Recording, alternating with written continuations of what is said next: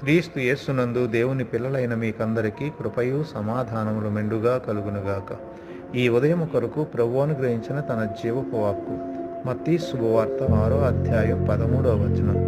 మమ్మును శోధనలోనికి తేక దుష్టుని నుండి మమ్మును తప్పించుము. శోధన పాపం, శోధన పాపం. శోధన పాపానికి సమమైంది కాదు. సహజమైన మంచి కోరికలు దేవుని మహిమపరచకుండా స్వార్థాన్ని సంతోషపరిచే దిశలో వంకర బాట పట్టడమే శోధన అని చెప్పవచ్చు.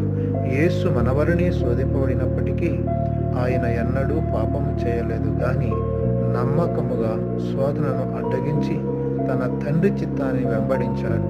మన బలహీనతను గుర్తెరిగి మనలను పాపానికి నడిపించే శోధన విషయంలో అప్రమత్తముగా ఉండమని, కీడు నుండి తప్పించమని దేవునికి ప్రార్థన చేయాలి. అట్టి కృప దేవుడు మనకు అనుగ్రహించాలి.